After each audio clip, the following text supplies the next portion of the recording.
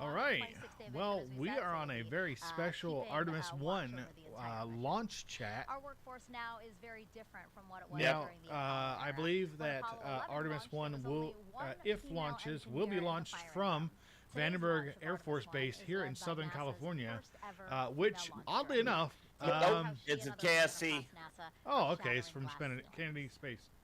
Yep. Okay. When I was a little girl, Yeah, I could tell you that much. They're gonna launch from Kennedy. I thought Kennedy was the just the mission control. No, Houston will be mission control, but Kennedy's handling launch. Remember, they've been delayed twice because of hurricanes. Yes. Okay. So yeah. It's a huge honor to Anyway, I just thought, hey, why not? We might as well just talk. We might as well get on here and watch it together, because why not? Wonderful women. I mean, I don't think I've had a chance to.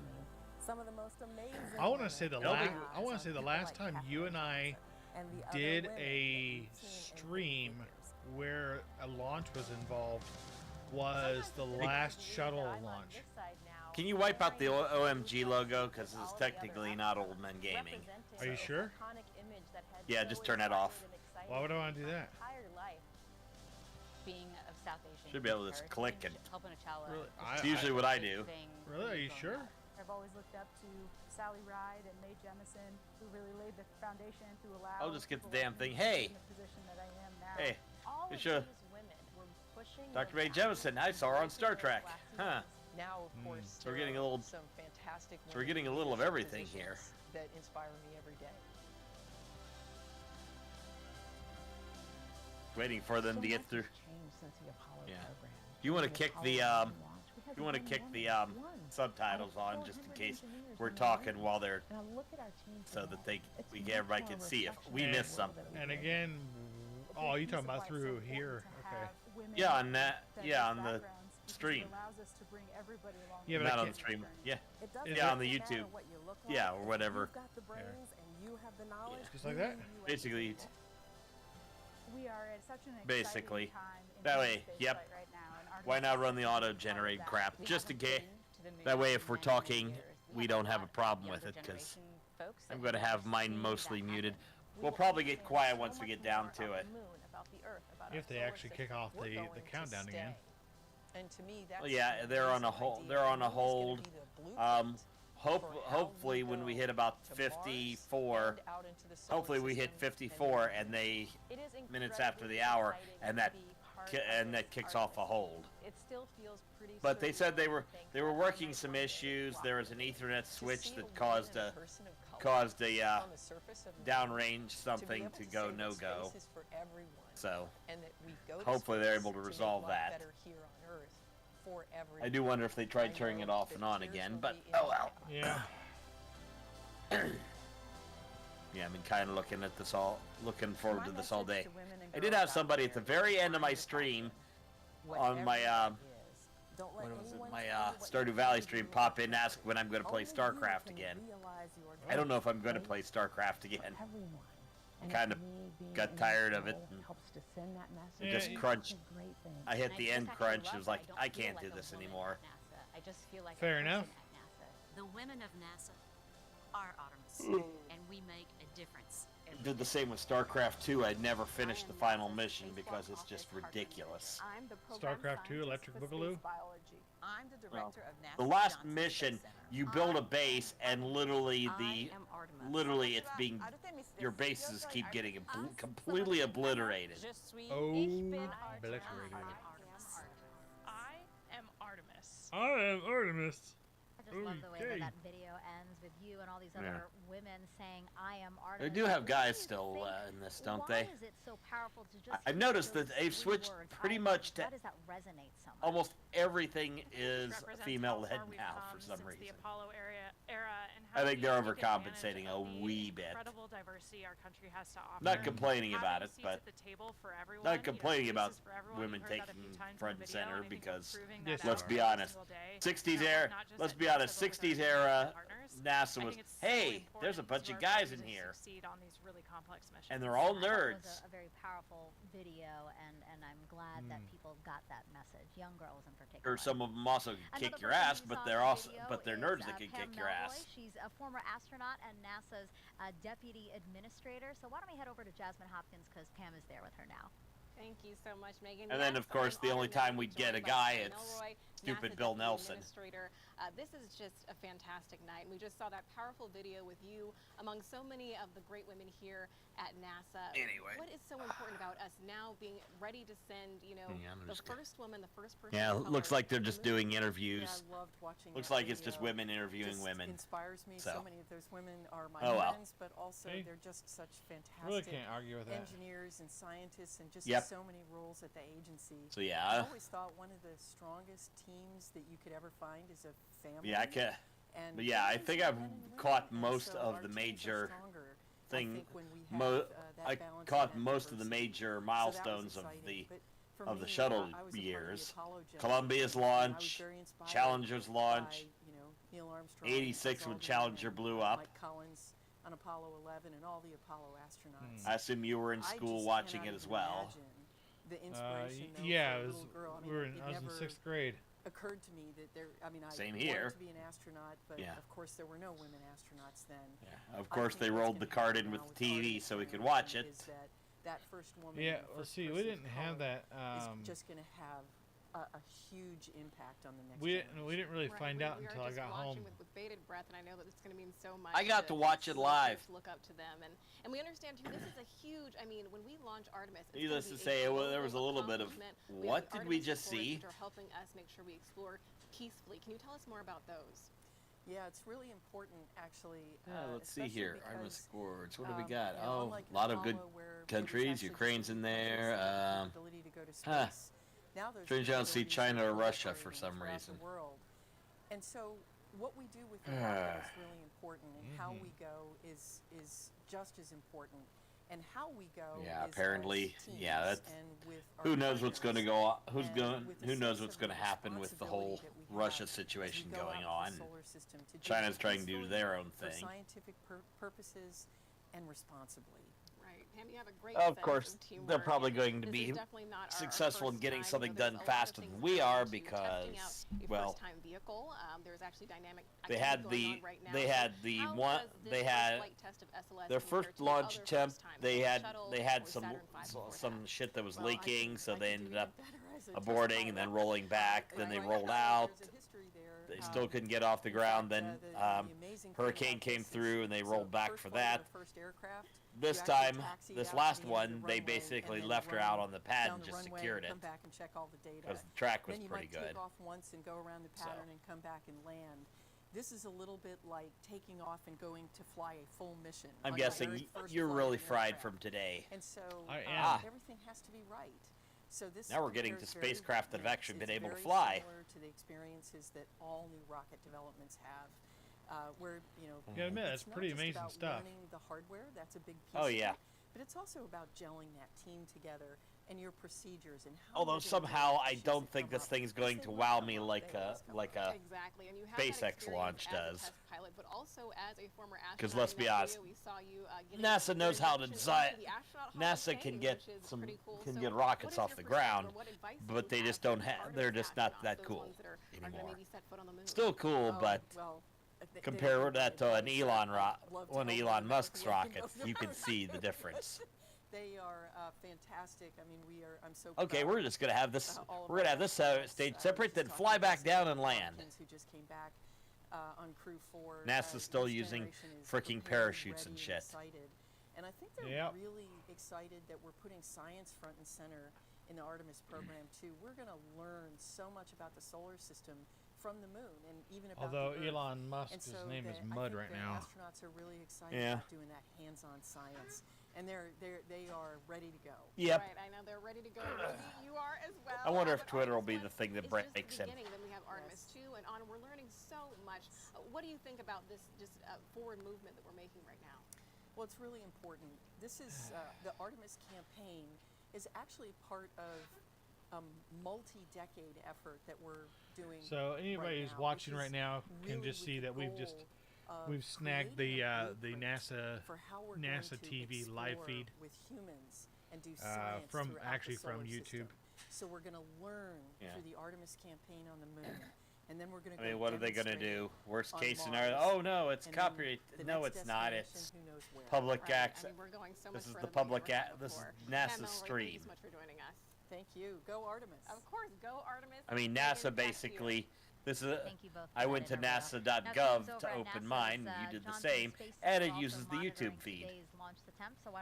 Actually, what I ended up doing is going to YouTube and pulling it up so I could get the an easier way to capture the feed.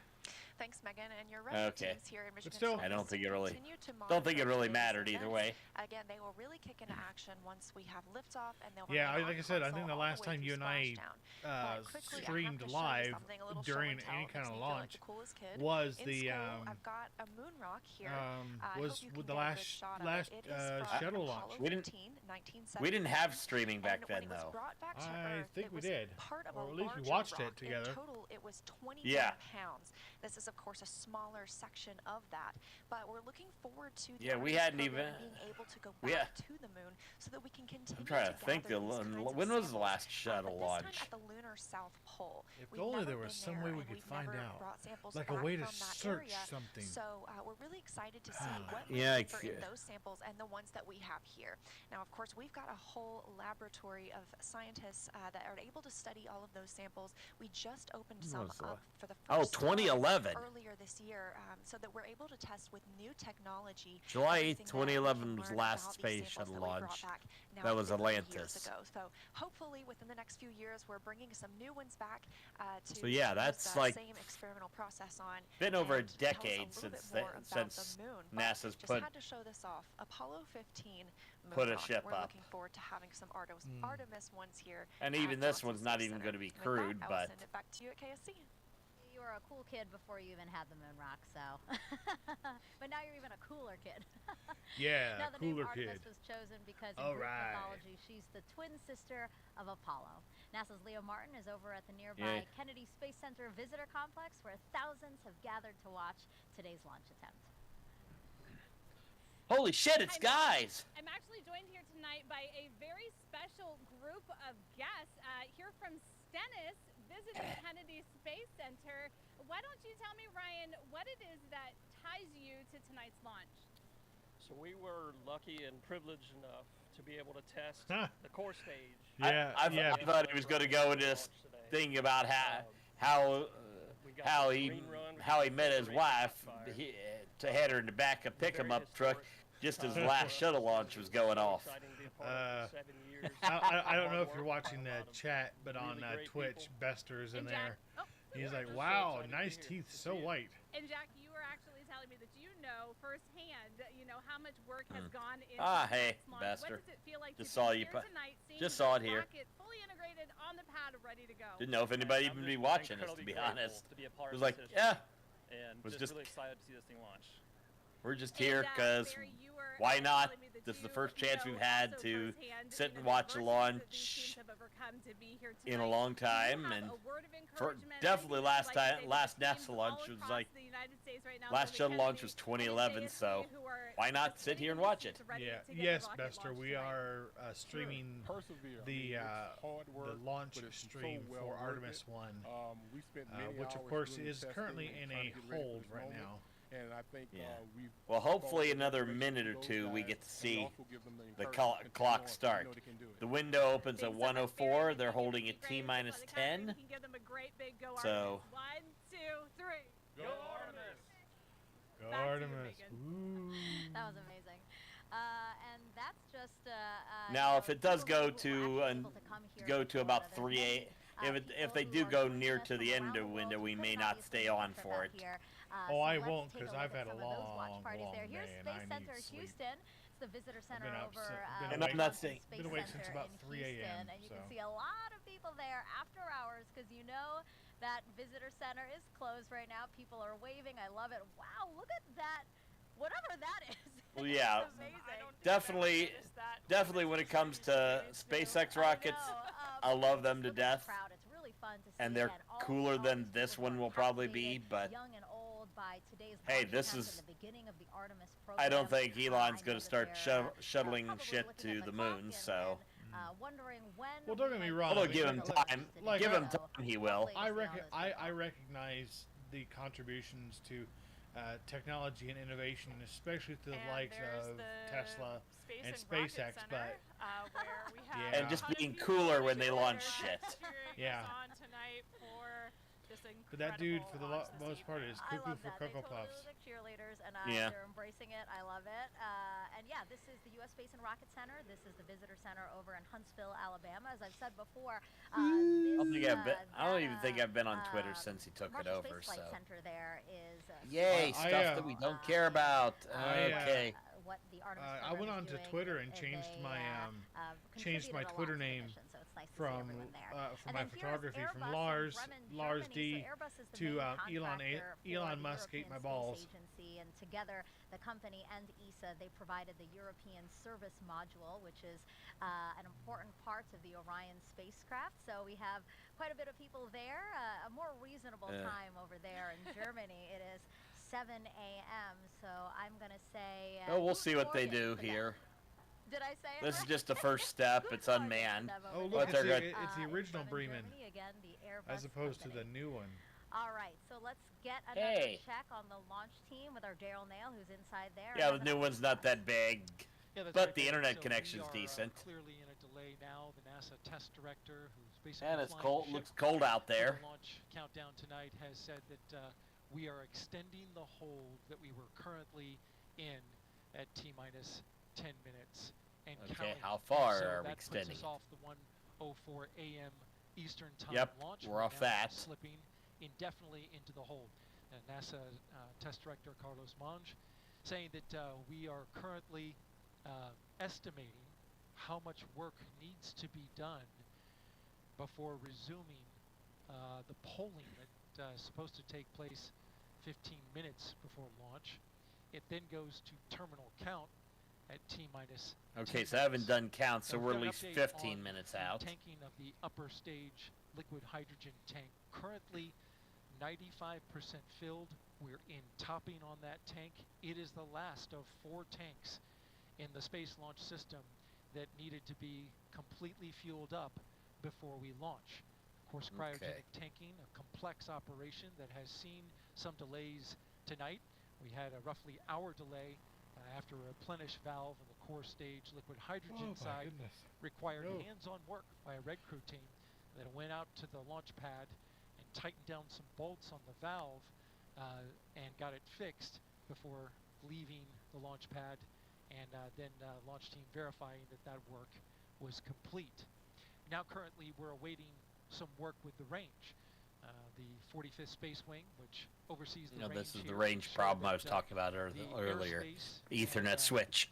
And the ocean out over the flight path is clear, and also has the responsibility. You just see some dude in a pair of khakis and a button-down shirt or a polo, running with a switch underneath his arm. sending a flight termination signal to the rocket. There's testing that must happen with the flight termination system that was delayed by a bad Ethernet switch. Switch has been changed out, and now the range is looking to start testing. Do they turn it off and on again? In order to that's how you fix the internet. Safety function that they are responsible for. Absolutely true. Now indefinitely into the launch window. We're awaiting the launch team to evaluate just how much time is required to complete the work to get this rocket ready to launch. And of course, when we have a new T0 for you, we'll report that out right away. Megan, back to you. Daryl, thank you so much. Oh, here's the question. As NASA prepares to explore the moon, how late do we want to go on this? Will help us to do that.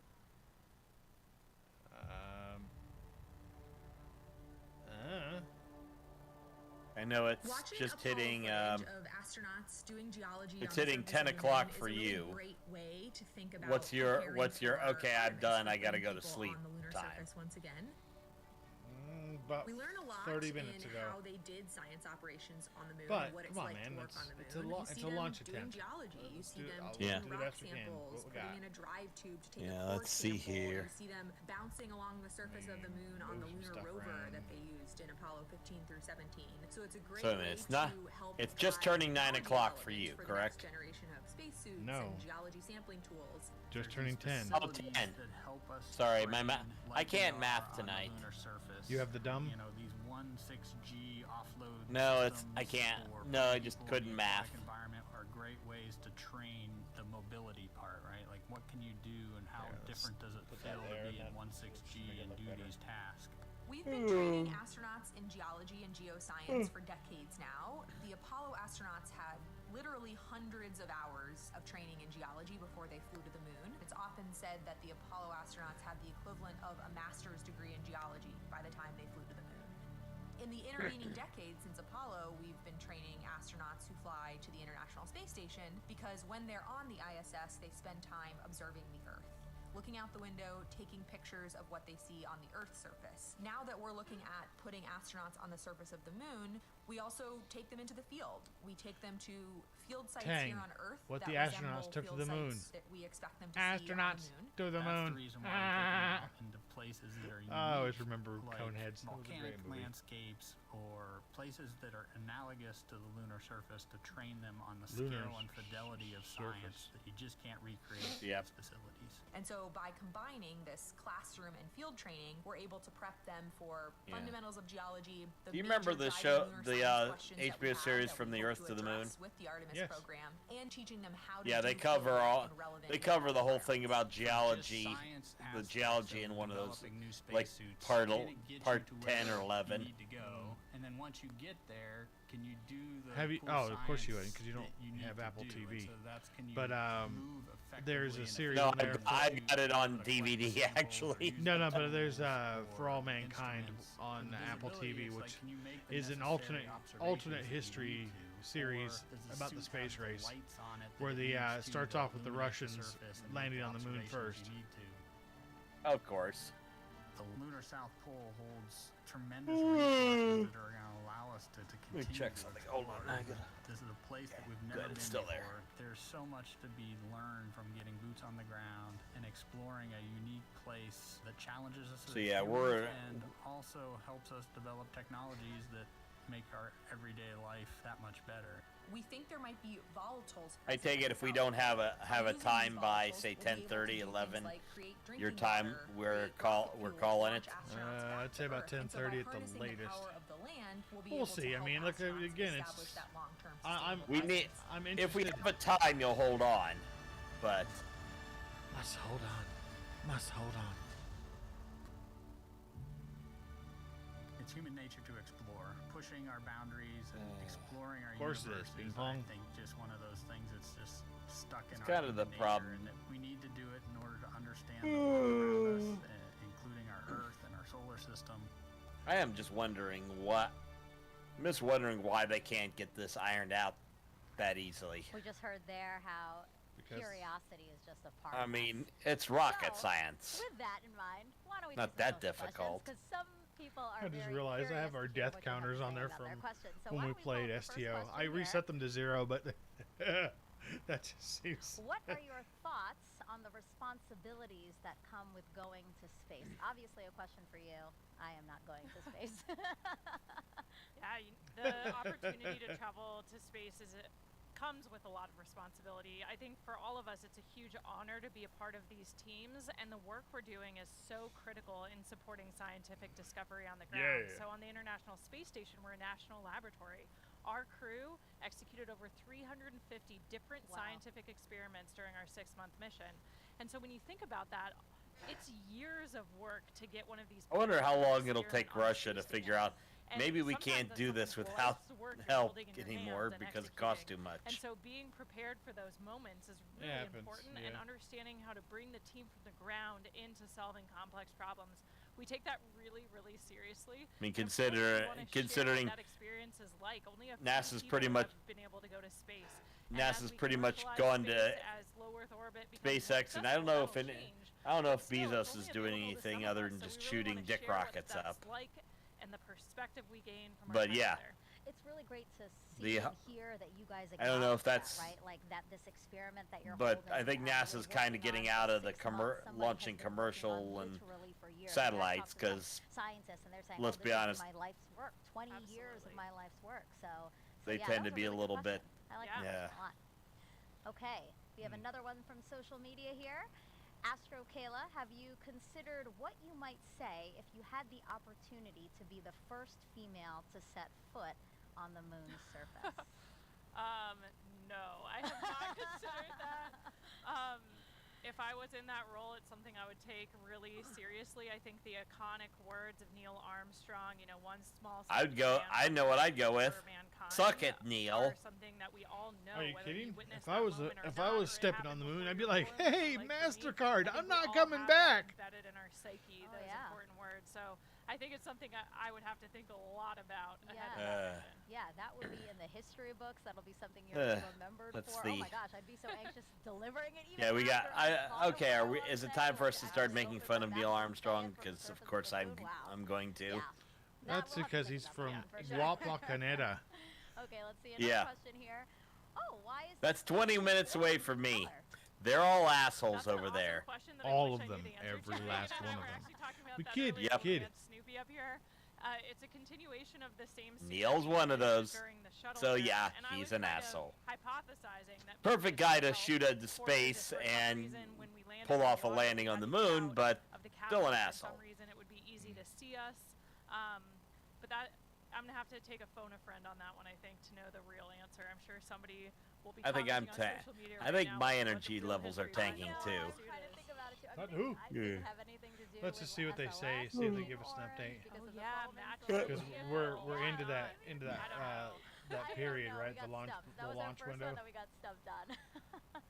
Yep, we passed into the launch window a couple minutes ago, and we still don't have. One of the moon's craters.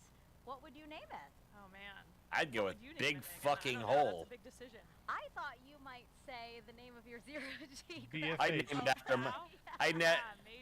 I'd name it after my ex.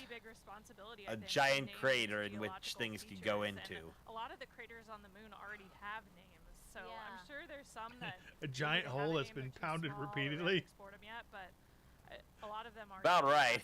Like we're going to be exploring the edge of Shackleton. Oh my goodness. There we go. Now we've sunk this down into the bottom. I don't know. Do you think like our parents or husband or fiance are now upset that we didn't say them? I don't know. I mean, I don't think so. I think they. Going. All right. These are big decisions. I'm just glad our audio and microphones are working. What will Orion do when I started at night, and of course nothing was working, and then there, fixed it. It worked last time I ran it, but this time it just decided to not work. Yeah. And so it'll get really close. You do an update, it works fine, then the time after the update, that's when it decides to be a dick. Way deeper into space than we've ever been before. So, Yeah, the Orion vehicle will be checking out all of its systems. We're going to be analyzing that data from the ground, and then we're going to see that it can survive re-entry and a successful splashdown. Let's see here. San Diego. Yeah, that was a good question too. I was like seeing some of the more interesting mistakes that the auto-generated closed captioning does. At least to answer most of your questions. So you've been hearing throughout the broadcast all the different science that returning to the moon will enable us to do. So there's actually something called the Prime 1 mining experiment, and that's going to robotically look for ice and other resources below the lunar surface. NASA's first resources ice mining experiment. Ice mining, yay! Wasn't there a movie with that? And other resources below the lunar surface. I'm sorry, I'm too tired to make jokes. Thanks to data from spacecraft orbiting the moon. Give me the setup and I'll knock it out of the park, because I'm good at that. As I say, wasn't there a movie from the 80s with Robert Urich in it called Ice Pirates? That ice is a game-changing resource that can be mined and used to produce propellant and breathable oxygen. There was supposed to be a joke in there, wasn't it? I thought that was the joke. Under NASA's Commercial Lunar Payload Services Initiative, the movie itself? Yes, especially when they have the turkey with the space herpes in it. On the moon's south pole. Prime 1 will land near the Shackleton crater. If you're gonna have herpes, it's got to be space herpes. In an area that could contain water ice. And then there's dire space herpes. Prime 1 is made up of two. It's like regular space, Trident, the regular but dire. drill for exploring new terrain, and M Solo, the mass spectrometer for observing lunar operations. The M Solo is for when it gets lonely. Trident will drill up to 3 feet into the lunar surface, extract lunar soil, and bring it up to the surface. Trident drills to its maximum. Is that a euphemism for something? Phases, drilling lunar increments. soil. As it reaches each desired depth, it will pause. Oh, I'm and too retract tired. The drill string to deposit lunar soil on the surface for analysis. This is where M Solo comes in. M Solo is a commercial off-the-shelf mass spectrometer modified Let's for have a spaceflight. spacecraft. It will evaluate the chemical elements and compounds released from the lunar soil for water and other chemical compounds. Trident will then proceed to the next specified depth and repeat the process until samples at all desired depths have been analyzed for water. If no ice is found where Prime 1 lands, NASA will still collect valuable information about drilling into the lunar soil. There's just something so wrong about talking about drilling into this lunar surface. Investigating Polar Exploration Rover will use Prime 1 technology on a mobile robot that will navigate the moon's south pole searching for additional resources. Prime 1 data will help NASA assess lunar resources to inform future Artemis missions and a robust human presence on the moon. Don't forget Lake Armstrong.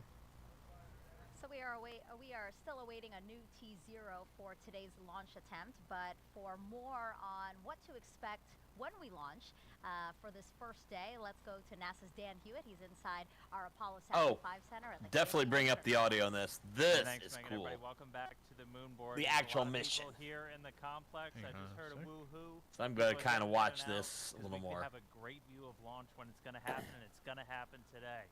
But that launch is just the first step in the Artemis 1 mission. So let's look at what's ahead for this historic first flight.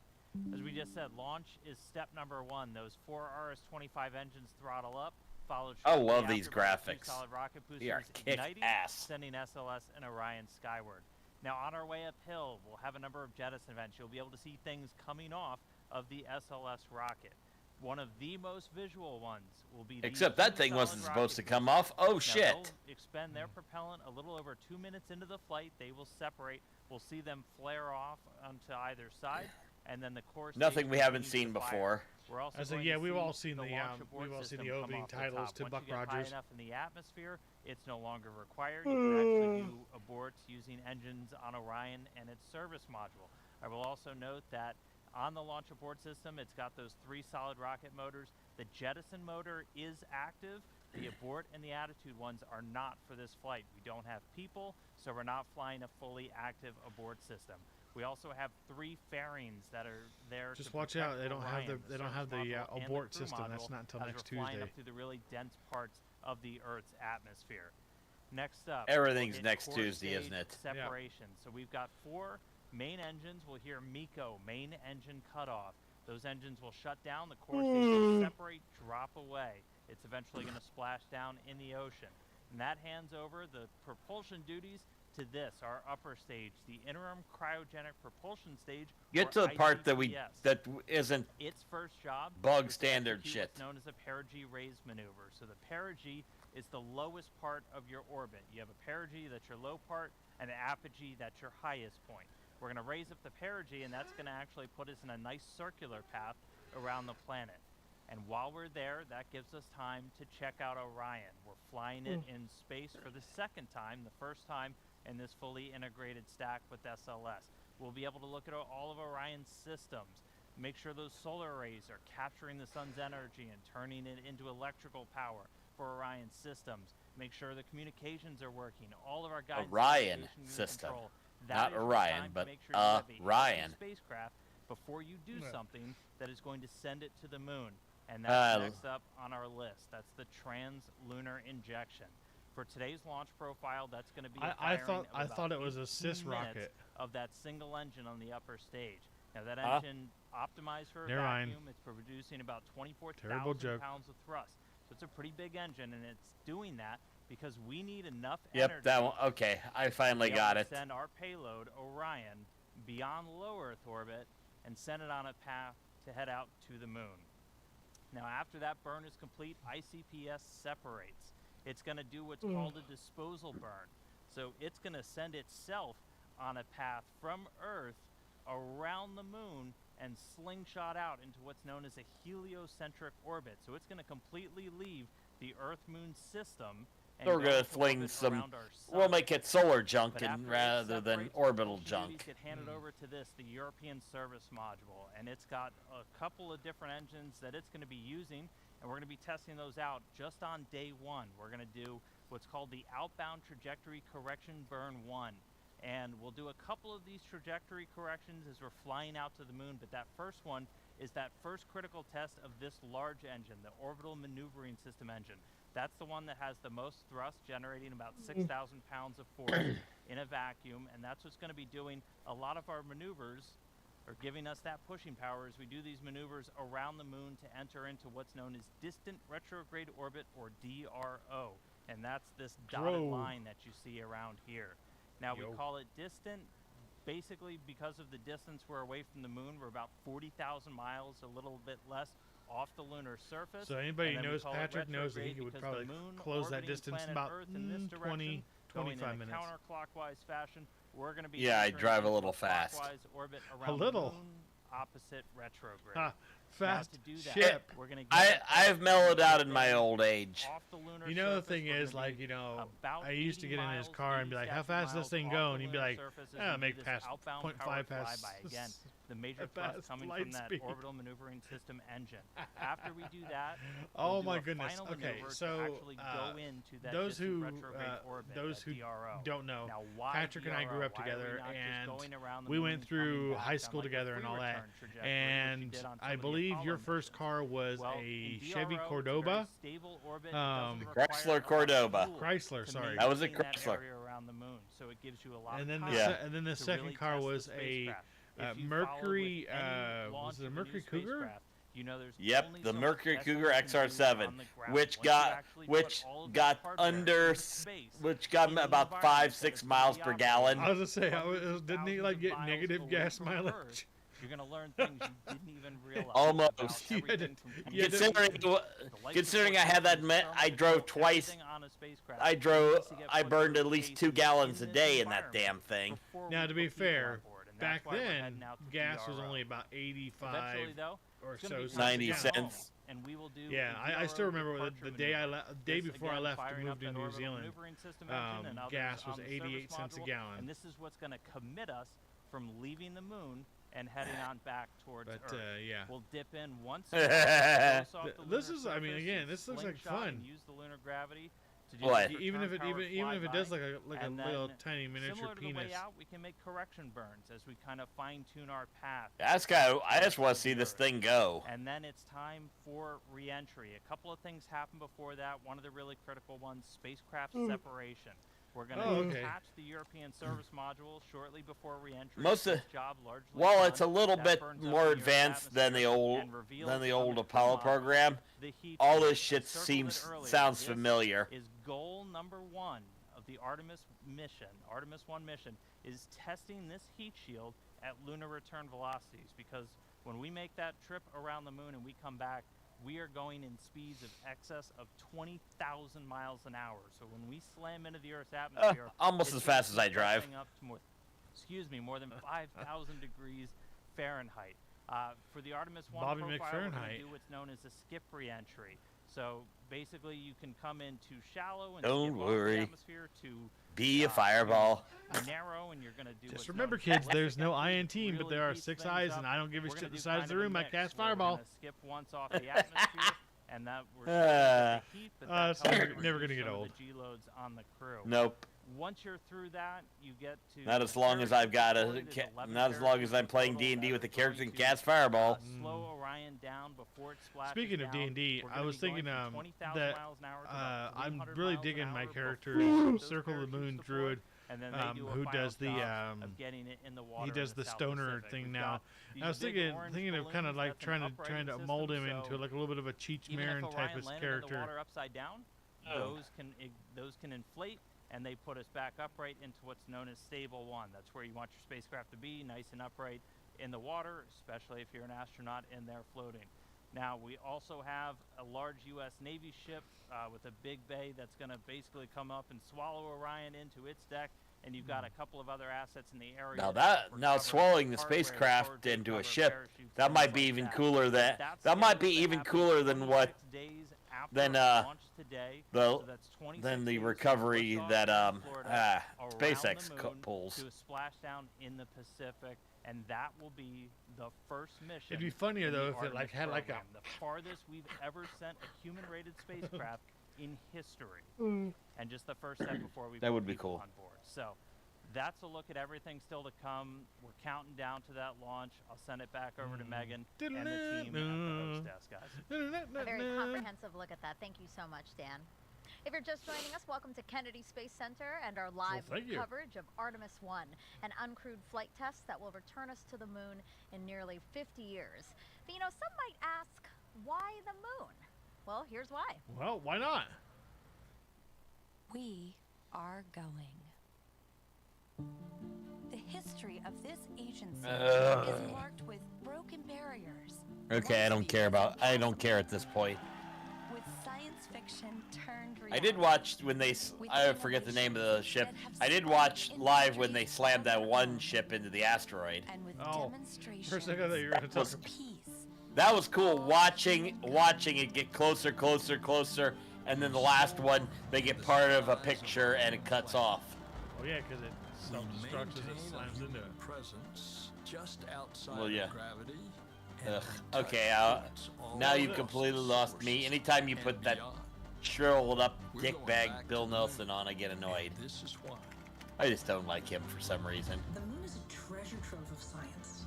It holds opportunity. Probably because he has to talk about God every time he gives a speech. About our sun and about our solar system.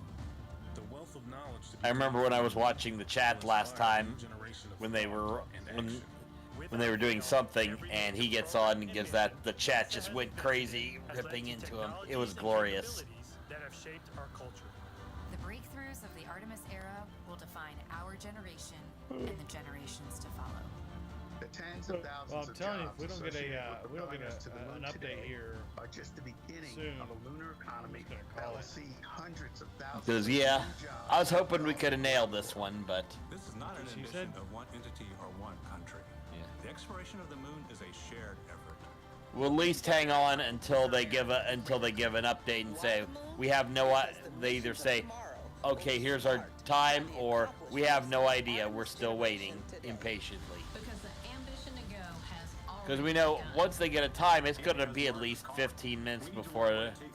It'll be at least 15 to 20 minutes after they say, here's our new launch time. And so, we go to the moon now, not as a series of isolated missions, but to build a community on or around the moon, capable of proving how to live on other worlds.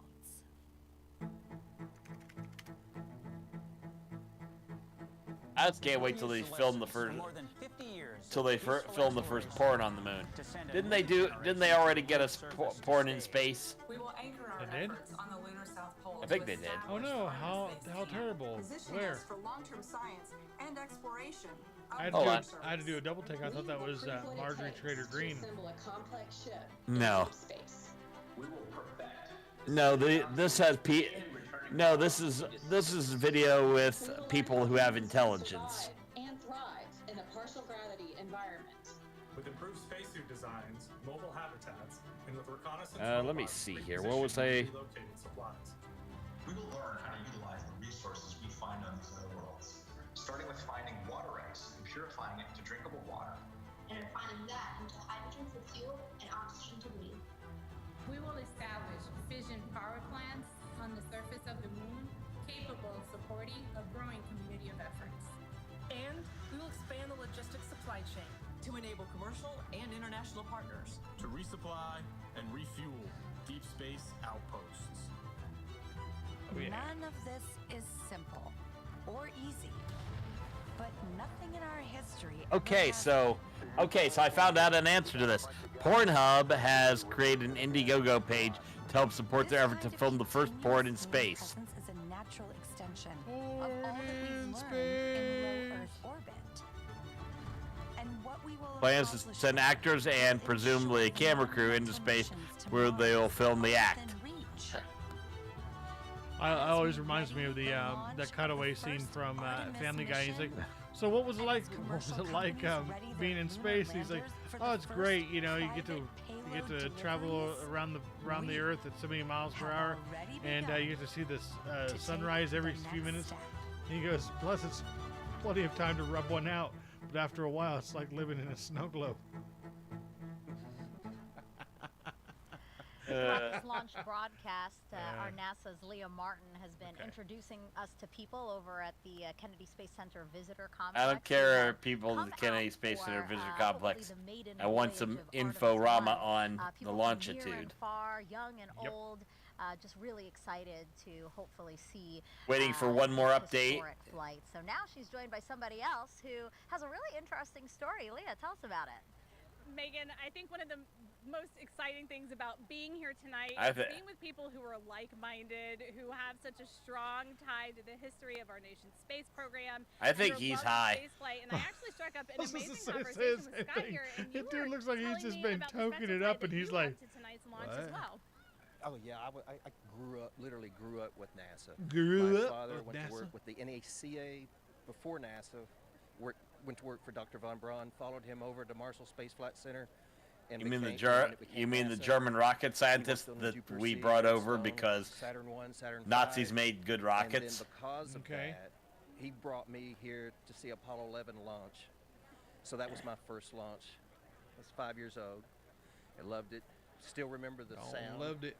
That's about all. That's awesome, man. Thanks a lot. Years later, through my flying career, on that rocket I was able to bring my sons back with my friends. Yeah, I would like to get down to Florida and watch a launch live. Yeah, but that means going to Florida. 4 landings. But basically, I wanted to be here. I was here for the first moon launch. Yeah, I know it's Florida, but Uncle Gene Cernan, no, it's not even just Florida. It's Florida. So I wanted to be here for this because it's kind of in our family. In our blood. Still not the worst state. I'll be around for the next Apparently everybody hates Ohio now, so. Well, everybody's always hated Ohio. Even people living there. They just refuse to admit it. Yeah. I knew most of the German scientists. The kids sat there. German scientists? Oh, yeah. Father flew with von Braun because he was the general aviation Come here, von Braun. Well. Let's do this, man. They'd get off work and fly. And they were in Life magazine together.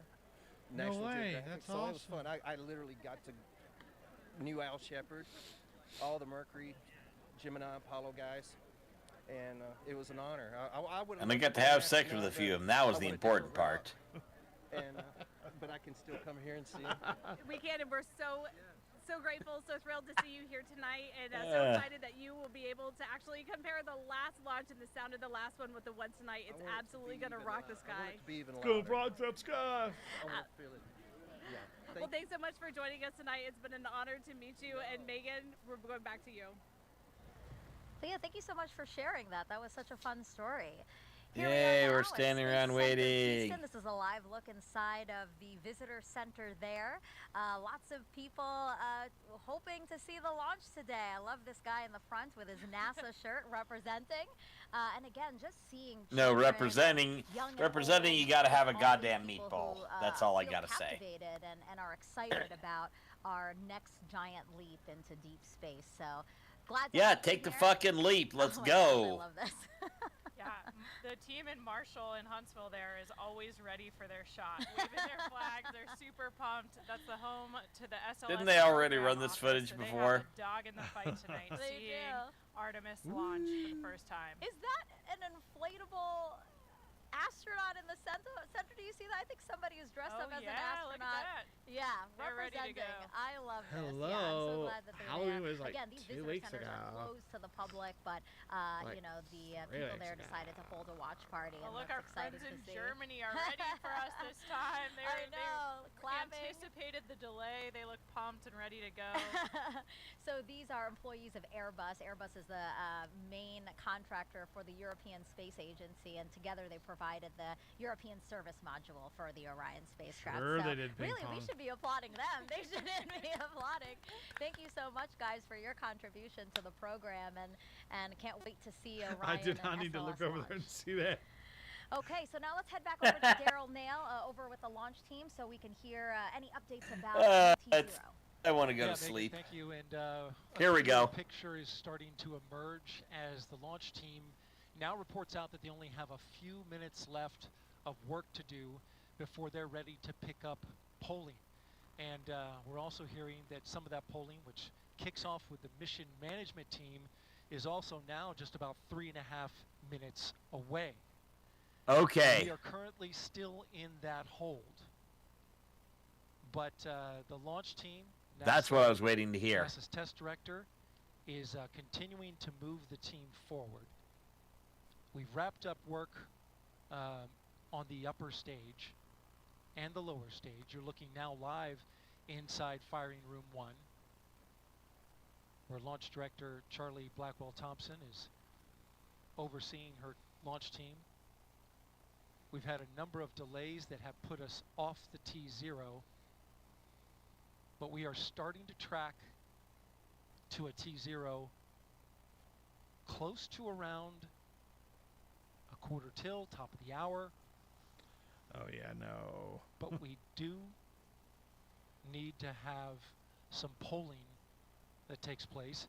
I'm pausing now because I'm listening in to the teams as they communicate. Hopefully that means he's hearing something that means we gonna do this shit. In this launch window, which we're currently 26 minutes into, and it's 2 hours long, it runs until 3:04 a.m. Eastern Time.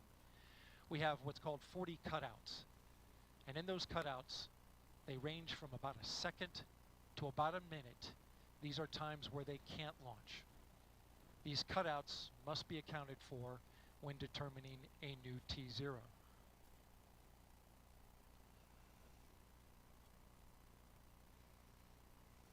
The upper stage of the rocket, which was the last to get ready and configured, just recently the team cycled the liquid hydrogen valves, which is required, and they are currently working on the LO2 valves, liquid oxygen valves in the upper stage. That work is almost done.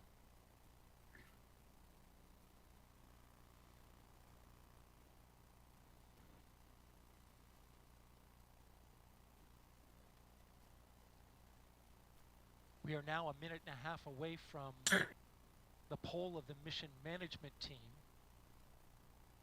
which is several minutes before T-minus 15 minutes.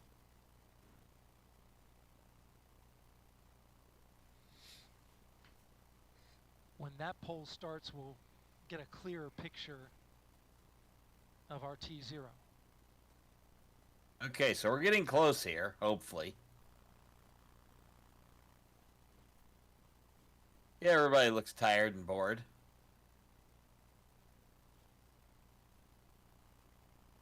NASA's test director has informed the launch team to all switch to a common communication channel. It's called 232. And what this means is that the entire launch team is now on one channel, and all future communication will happen there, whereas there are many channels. Now they reduce it down to one.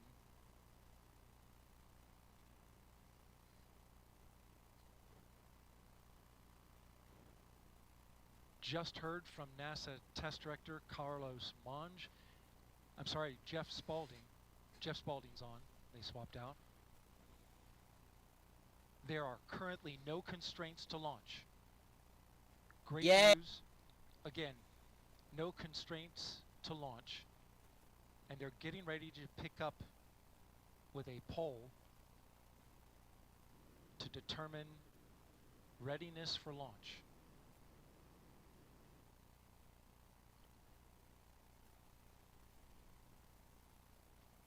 We might actually get to watch this shit.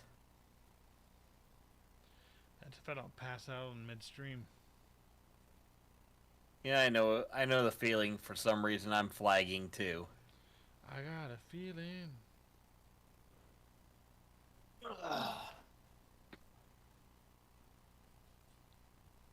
Well, you have the advantage of 3 hours on, 3 hours behind, so not quite as late as I am. But also have been up since 6 a.m. your time. Wait a minute, you got up at 3 in the morning? Was woken. Damn. Okay, NASA test director Jeff Spaulding getting ready to conduct the readiness poll, so we are getting close. We're going to pull up the audio now so that you can listen in. And I'm filling. Bees go. And rock. Rockets go. All right, copy all. And Launch Director NTD, our launch team is ready to proceed at this time. I copy all NTD. At this time, I will proceed with my poll. And attention on 232, this is the Launch Director performing the final poll for launch. Verify no constraints and go for launch. EGS Program Chief Engineer. EGS Program Chief Engineer verifies that the EGS, SLS, and Aurorium Program Chief Engineers have no constraints and are go for launch. Copy, Greg. Thank you. EGS Chief Safety Officer. The EGS CSO verifies the SLS, Orion, and EGS CSOs have no constraints and are go for launch. Copy, John. Thank you. Range weather. Weather has no constraints and weather is go for launch. Copy, LWO and Mission Manager.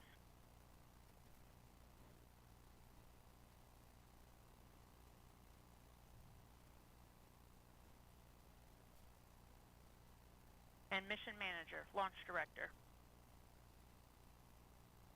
Launch Director, Mission Manager on 232.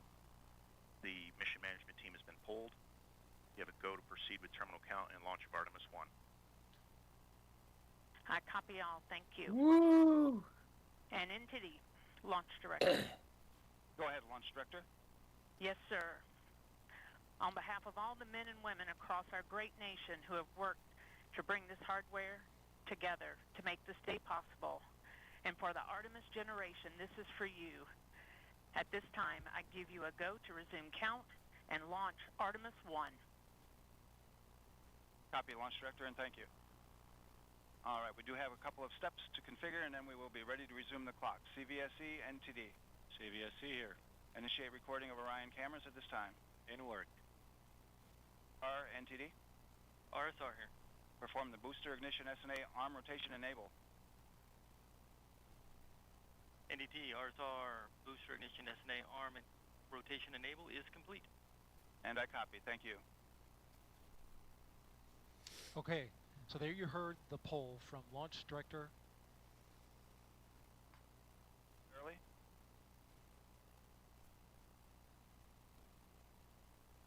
Getting ready to get that new T0 time. I take it we're going to stay through on this one because we got a time. The poll that you heard see what they say. was the NASA test director's poll. And all right, and we have verified no cutouts at this time.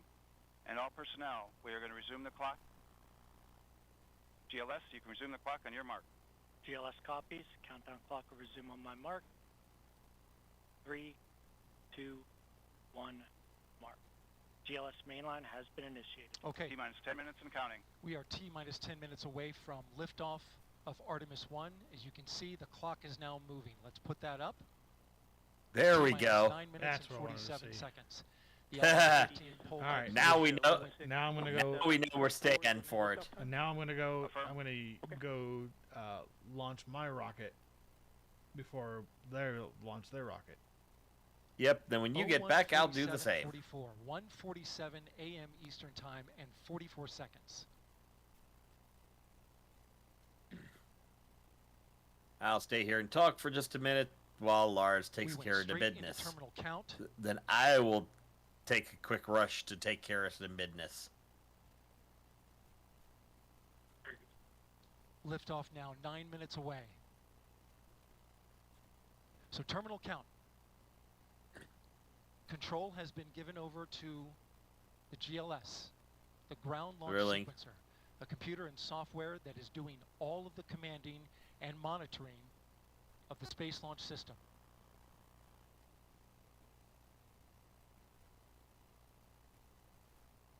We'll hear call-outs from the GLS operator, Alex Pandalos. Alex Pandalos. As well as NASA Test Director Jeff Spaulding. If they get that name. Pre-tensioning the umbilicals at this very moment. You can see them as they run down the rocket. That's getting them ready to detach. At liftoff, those arms will swing away. We'll let go of the rocket in a clockwise direction.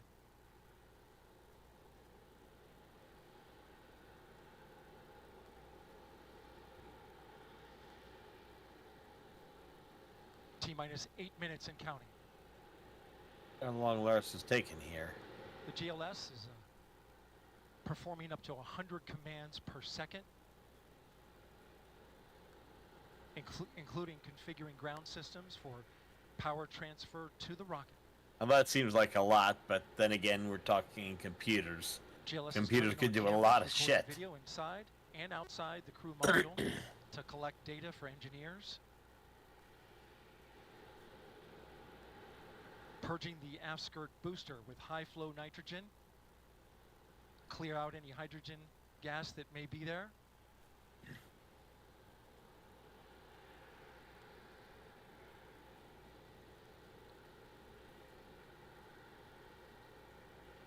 You can see the crew access arm is already retracted.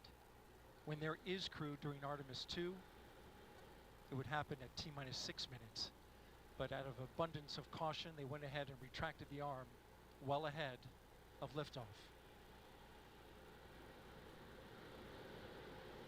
Want to point your attention to the base of the mobile launcher. If something wasn't done to reduce the power from the pressure caused by the rocket's ignition and thunderous sound, it could damage the rocket. So the ignition overpressure and sound suppression system will flood the mobile launcher with water. Yep. You'll see that sequence start at T-minus 17 seconds. Yep, I remember that way back from the shuttle days. They do the same coming thing. Up in less than 30 seconds, the ground launch sequencer will start bringing the high energy systems online, starting with core stage pressurization. I think we lost Lars here for a bit. Okay. I'm going to be right back in about a minute, and we will continue with this awesome. Fire Room 1 is completely silent as they listen for the next call. GLS is go for core stage tank pressurization. The core stage tank is now pressurizing to flight levels. The replenish valve to the liquid hydrogen tank now closing. The liquid oxygen tank will come a little later.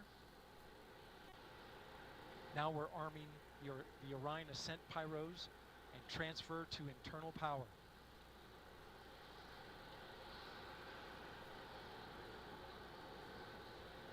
The launch abort system, or LAS jettison motor, is now armed. On this flight, the abort motor is inactive because there is no crew on board. Up next is the flight termination system, or FTS, which gives the Space Force the ability to destruct the rocket if it goes in the wrong direction. Let's listen in for that.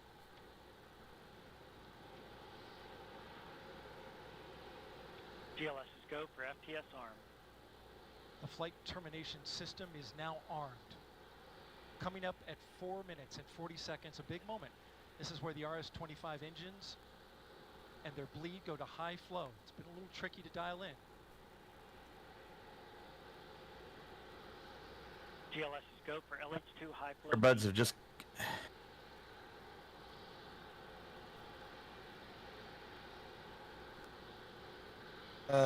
Good word, we've passed that. The cryo team got the LH2 engine bleed pressure loop dialed in. They are now at the right temperature. Check to reboot them. Countdown continues. Okay, now I'm hearing you. 15 seconds.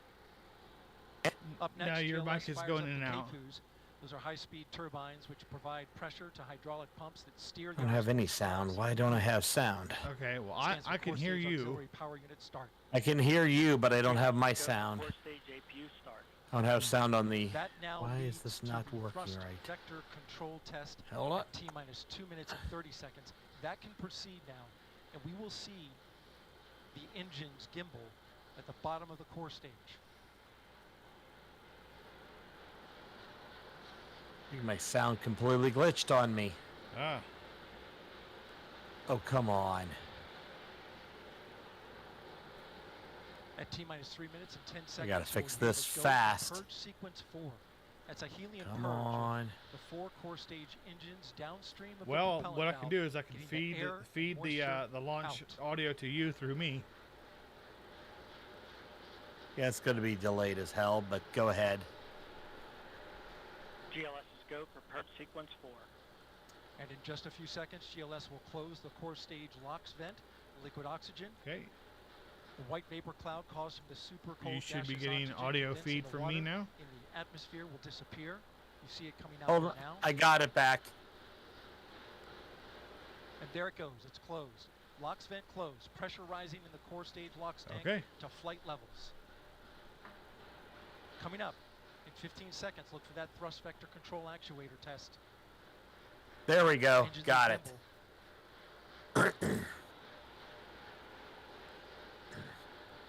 Hey, we got 2 minutes. This is going to get fun fast. The 4 core stage RS-25 engines gimbaling around, testing the ability to steer the rocket into space. Oh, I always remember this gut when they did it on the shuttle. Each RS-25 throwing down 500,000 pounds of thrust. All 4, 2 million pounds. All together with the boosters, 8.8 million pounds of thrust. GLS is go for upper stage to internal power. Now the upper stage has gone to internal power. So power is removed from the rocket's upper stage, the ICPS, and it's been switched to battery power. The same milestone is coming up for the core stage at T-minus 1 minute. And ICPS, Insane Clown Posse System? Sweet. Your code for launch, Juggalo 1.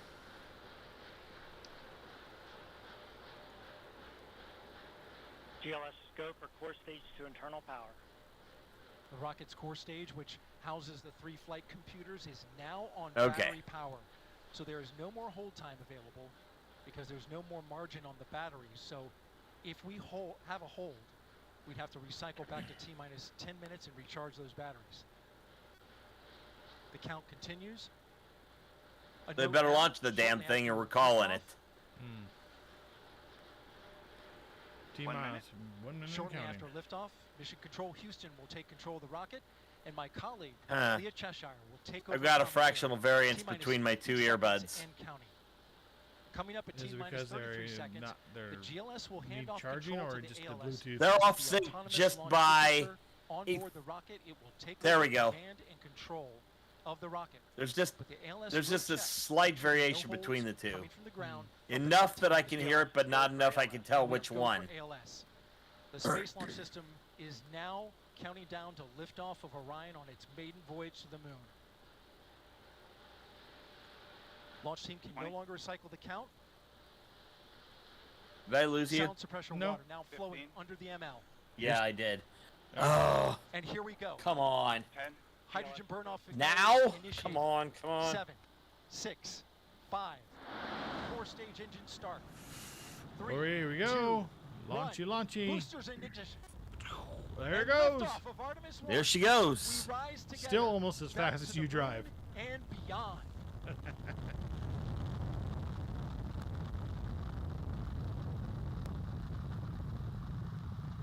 All 4 RS-25 engines on the core stage and 2 solid rocket boosters now propelling the vehicle at 120. Well, it cut out exactly at the wrong time. Of course it did. Hearing good there we go. Control on the roll from teams in Mission Control Houston. All good calls so far. Now 30 seconds into the flight of Artemis 1. First milestone will be for the vehicle to pass. I should have left my earbuds sitting. That was my mistake. To launch. This is the greatest period of atmospheric force on the rocket. I always get nervous right after that because that's when Challenger went up. That's when they throttled up after max Q. Miles per hour.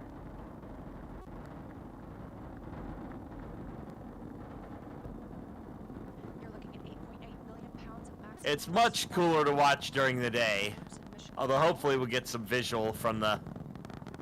Hopefully we'll get some visuals from above, from the spacecraft itself.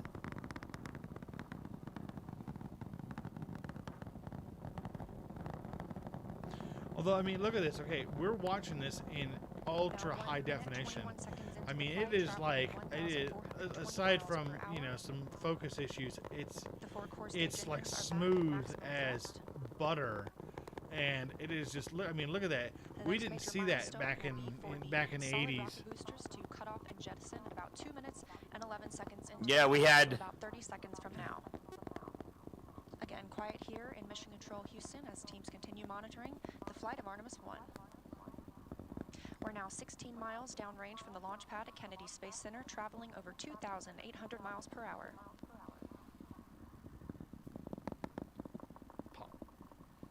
Standing by for solid rocket booster jettison and shortly thereafter.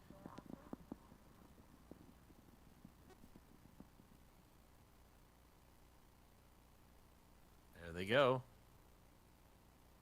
Confirmation that the solid rocket boosters have separated these 177-foot boosters.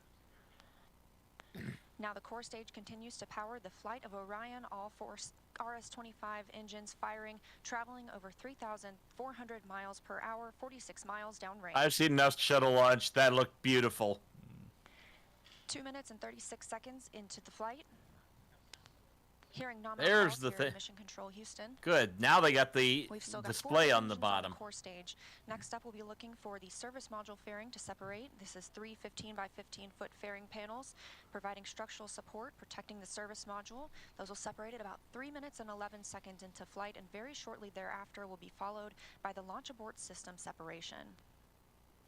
What I want to know is why they don't have some damn cameras on this thing so we can watch it from that its ship's end. Over 4,060 miles per hour, 83 miles downrange. We just had confirmation that the service module fairing has separated. There it is, but it's really, really choppy.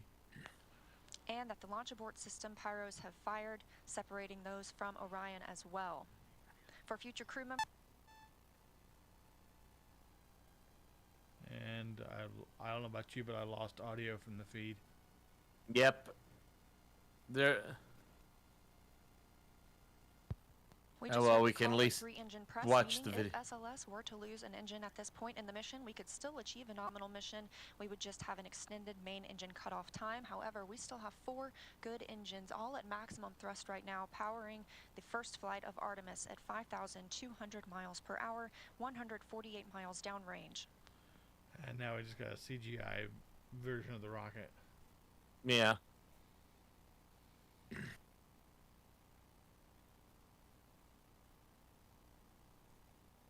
We're 4 minutes and 16 This is seconds proof into the that's flight all of fake. Artemis That's 1. all fake. Yeah. So far, we've had a clean ascent. We saw those solid rocket boosters jettison about. This is what they do because the Earth is actually flat or something. Yeah, yeah, that's it. It's all done just to as well as the launch abort system. keep you from hide the fact was inert for this to hide the flight, fact that it's flat. except to perform this separation. Why do we sound so convincing when we come up with when we start saying this? Oh, because that's what they do. The flight of Artemis 1, now traveling over 6,800 miles per hour, 229 miles downrange. Booster flight controller reports that the engines are looking good.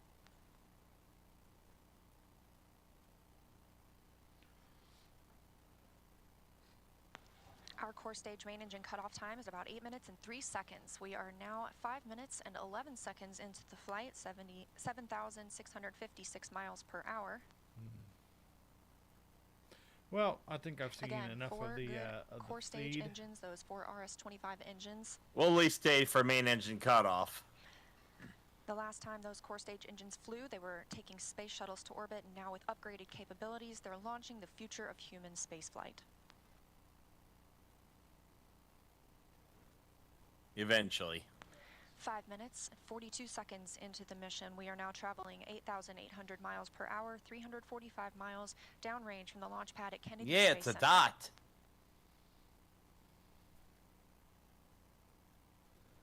Again, we are It's anticipating CGI. core stage main engine cutoff at about 8 minutes and 3 seconds. And about 10 seconds later, we'll see core stage separation, at which point Orion and the interim cryogenic propulsion stage will be flying free. I really wish they could have done this during traveling over daylight hours. 10,000 Then it would have been a miles lot per hour, cooler. 6 minutes and 15 seconds I wish into I the could have flight of done it Artemis 1, from 427 miles Vandenberg, downrange. and I could have Quiet just here walked on the outside Loop and Stand watched Mission it go Control across Houston, the sky. teams continue to monitor this first flight.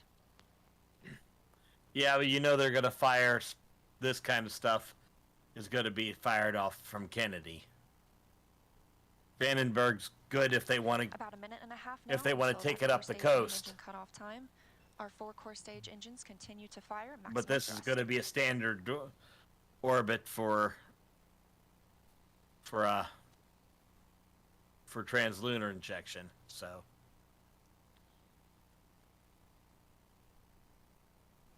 Okay. Coming up on 7 minutes. So yeah, I think we're going to wrap it up after Miko, and then we'll. 563 miles downrange. Then I'll probably be Again, back tomorrow stay night quiet doing here, my Mission normal Control stream. Houston.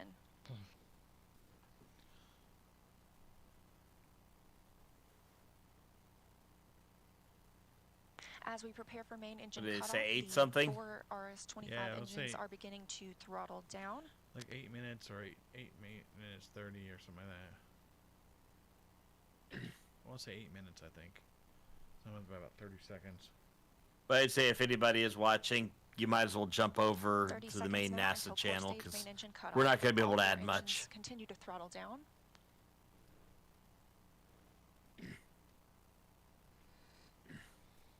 Now 7 minutes 45 seconds into the flight, traveling over 16,000 miles per hour. Still not quite as fast as how you drive. Continuing to hear good calls here in Mission Control Houston. We're standing by for core stage main engine cutoff.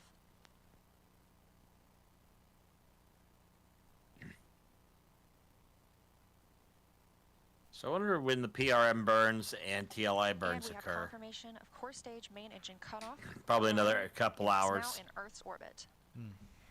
The flight dynamics officer Okay, reports that we so- have a nominal main All right, we're engine good. cutoff. And Yep. we just heard the call for All right, core so stage thanks everybody who separation. watched tonight. That means It was Orion fun. and the interim cryogenic Yep. propulsion We'll see stage you next are time. now flying